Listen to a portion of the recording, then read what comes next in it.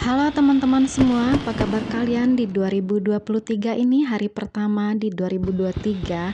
Kita akan bahas buku Ikhlas Paling Serius. Assalamualaikum teman-teman semua, semoga resolusinya di 2022 kemarin tercapai semua ya guys. Nah sekarang aku akan menceritakan sebuah buku yang baik buat kalian semua, yaitu Ikhlas Paling Serius. Ini dicetaknya 2021 dan penulisnya adalah Fajar Sulaiman. Jadi ini sepertinya bukan novel guys, bukan novel tapi bagus buat jadi seperti curhatannya Sulaiman ya, curhatannya Fajar, tapi bagus buat kita jadikan sebagai referensi, sehingga buku ini akan bermanfaat buat menata hati kita. Dan memang setelah dibaca, ikhlas paling serius itu benar-benar ada di buku ini. Aku akan menceritakan buku ini dalam 3 babak ya guys. Tahap pertama itu melupakan seperti yang kalian lihat ini, kemudian yang kedua mengikhlaskan, dan yang ketiga terakhir menemukan. Nah pada bagian tahap pertama, ikhlas paling serius itu adalah melupakan. Jadi disebutkan semakin dewasa kamu akan semakin paham siapa yang memang layak diperjuangkan meski lewat doa, dan siapa yang memang harus kau tinggalkan demi kebahagiaanmu sendiri. Dia pergi karena kamu meminta yang terbaik, dan nyatanya yang terbaik bukanlah dia. Tidak akan ada yang baik-baik saja dengan kehilangan, semanis apapun perpisahan, rasanya tidak pernah jadi menyenangkan.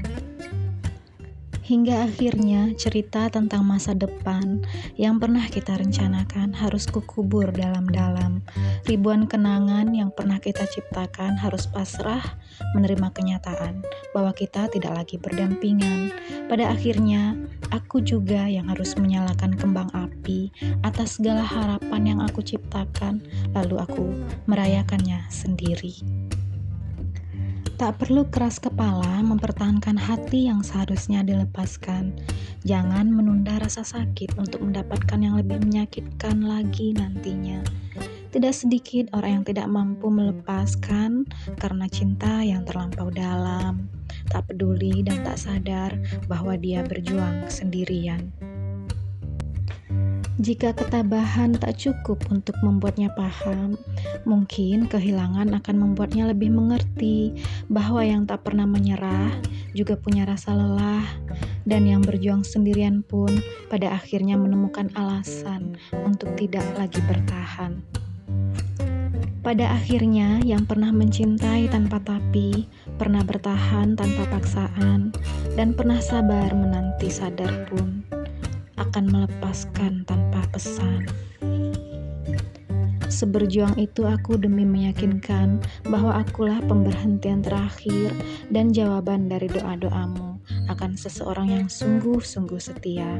Lalu kuraih satu pemahaman, mau bagaimanapun aku berusaha keras mempertahankanmu, jika kau tak pernah yakin kepadaku, aku harus membiarkanmu pergi.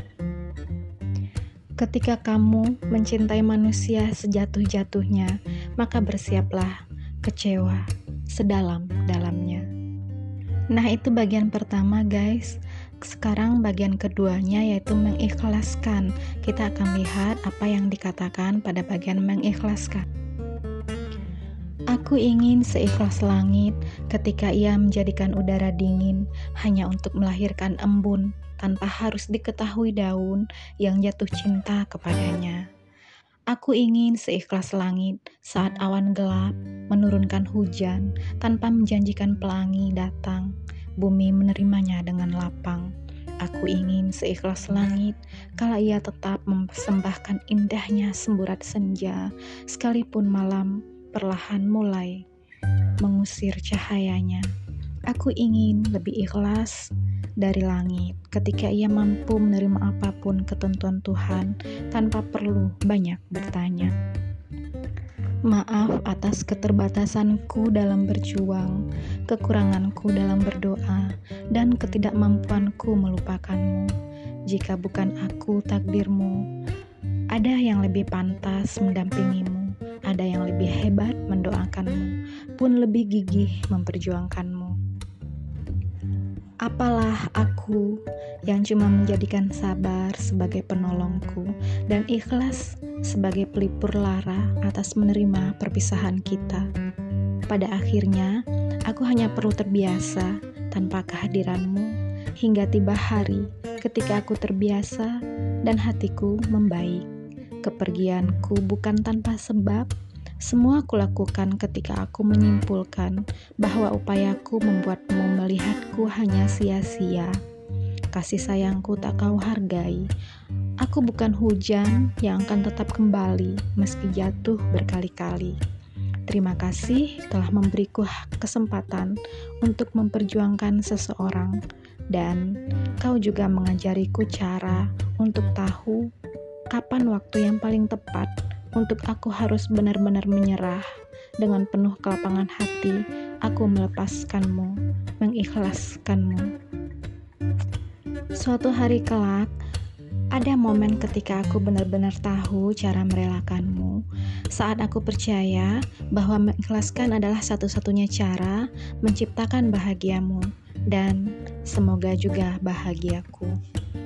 Jika kesendirian adalah tanda kesedihan, mungkin bulan tidak akan pernah lebih terang dari bintang-bintang. Menangislah jika itu melegakanmu. Menangislah sekencang-kencangnya, teriakkan duka dan kecewamu.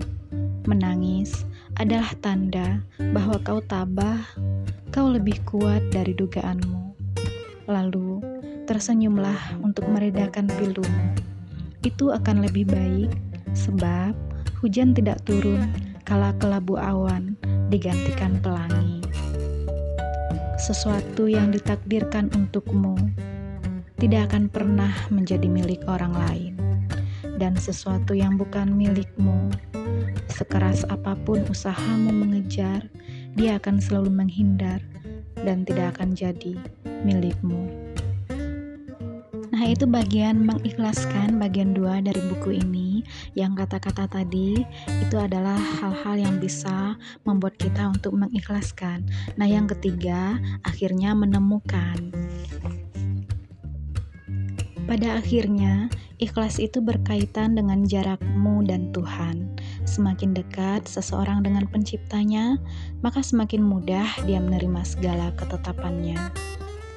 Yang tidak pergi ketika aku tidak peduli, yang tetap ada sekalipun aku tidak ingat padanya, yang tetap mencintaiku ketika aku sedang berpaling, yang tidak pernah ingkar pada setiap janjinya, yang selalu memberikan yang terbaik, dan yang selalu mengajariku arti kedewasaan dalam segala bentuk kasih sayangnya.